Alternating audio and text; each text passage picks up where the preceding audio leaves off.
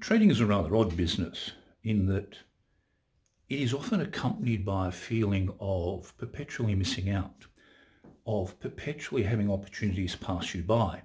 And this might occur from something as simple and as silly as you've read something on social media where someone has claimed to be making 150,000% since they began trading.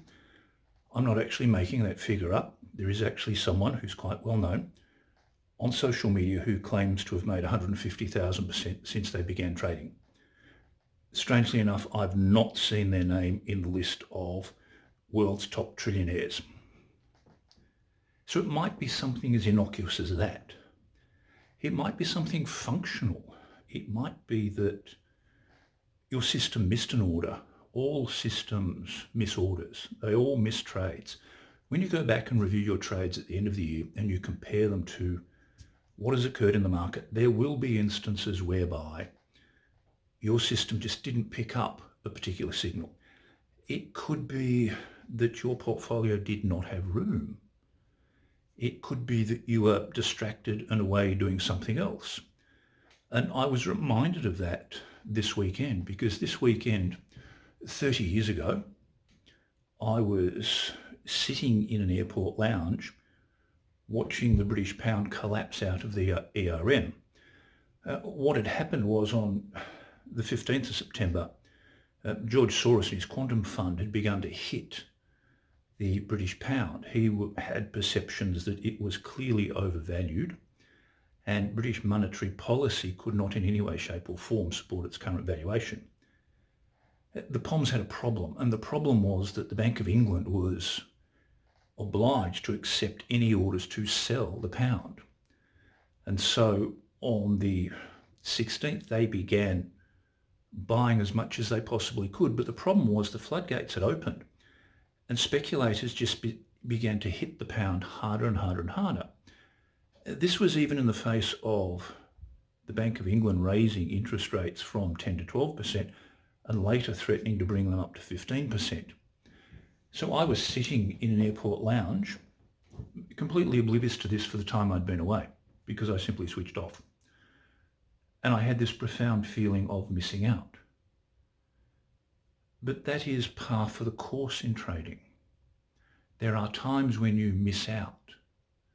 There are times when the system doesn't see things. There are times when you don't have room. There are times when you're just distracted like me. But there are other instances of missing out that are more micro in nature. This notion of the system not seeing a signal is a macro idea. The idea of not having sufficient funds to take every trade that comes your way is a macro idea. But there are micro behavioral little things that we do that cause us to miss out. And the one in particular that I find particularly problematic with people is this notion that the moment a position shows a profit, you must take that profit. I understand the motivation for that. I understand that we act to protect whatever asset we seem to have gained value in. And I understand that people feel letting a profit go quite intensely. But it's also one of the reasons why most trading accounts never really get going. You see, if we accept that trading is a 50-50 bet, and let's run with that simplistic assumption at present, then all trading systems are dependent upon their outsized winners to pay for the multitude of small losses that occur. This right-hand side of the ledger must contain within it a series of very, very large gains. But most accounts don't do that. They don't have those large gains, simply because whenever a position has moved into profit, this disquiet, this feeling of anxiety overcomes the majority of traders, and they simply take small profits as they occur. And as I said, I understand that. I understand the psychology as to why people do that. But the problem is that in doing so, they're handicapping their own performance. And unfortunately with trading is the sort of profession where not only do you feel like you're missing out a lot of the time, but you are supposed to feel perpetually uncomfortable. Trading is like having a stone in your shoe that you can never really remove. It's always there making you uncomfortable. If you're trading to be comfortable, you're doing it incorrectly. You are doing it wrong. It's not supposed to be comfortable. Yes, you acquire behaviours and attitudes that make the journey easier, but it is still immensely uncomfortable when you are sitting on very, very large profits, when you're sitting there thinking, should I at least take some of this off the table? And we justify this by our little comfort statements like, you never go broke taking a profit. Well, that's exactly how you do go broke.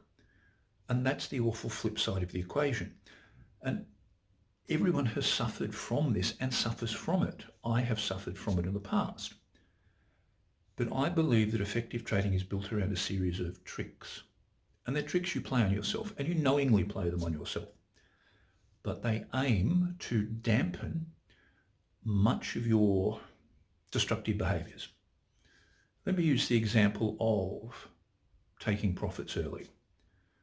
My habit with trades is to get the stop to break even and then let it find its own way. I have a trailing stop that is reasonably wide, but I just let the position go.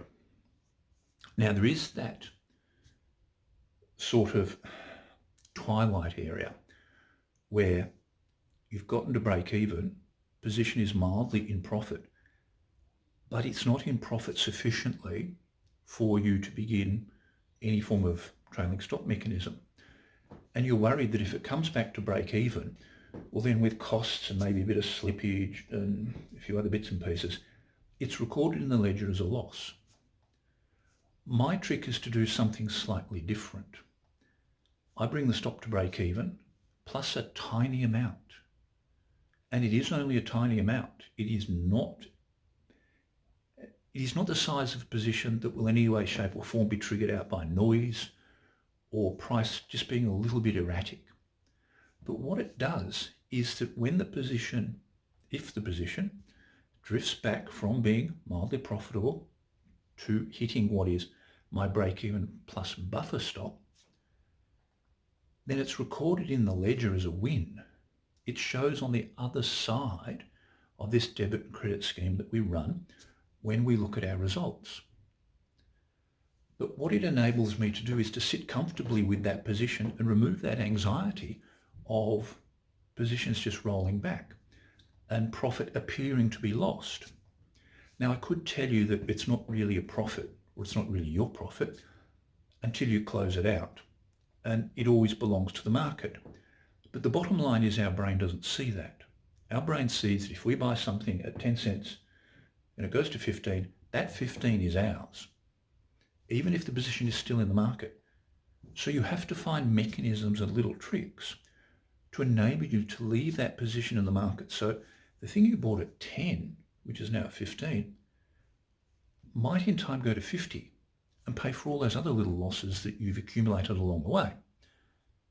But unless you develop a trick, something to control your own behaviour, a mechanism that removes your anxiety, then that will always be problematic.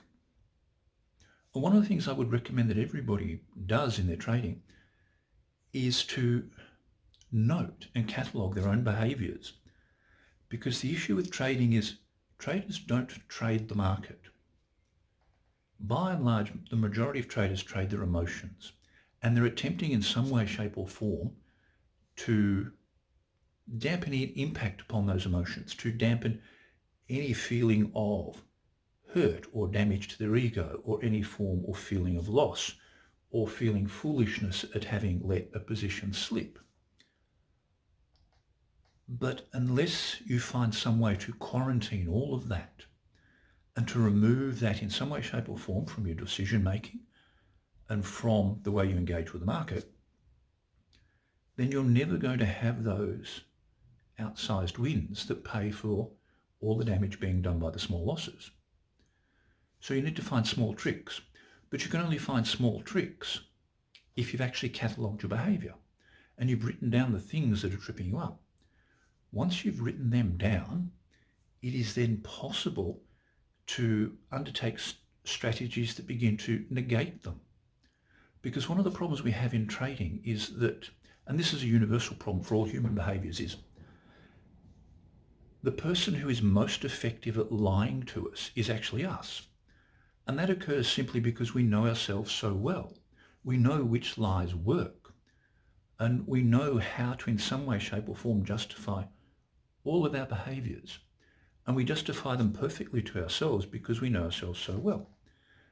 So that when you do begin to take these tiny profits that people take in their trading career, you will undoubtedly have some form of justification. You will undoubtedly have a series of little statements you make to yourself, and one of them might be you never go broke taking a profit, or that it's good to leave something on the table for somebody else, as if trading is some form of Christian charity, which it is not.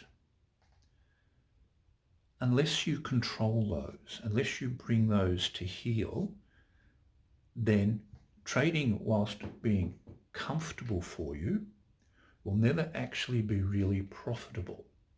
And there is a very, very sharp delineation between the two. So get used to being uncomfortable and get used to trying to trick yourself into controlling your own behaviours.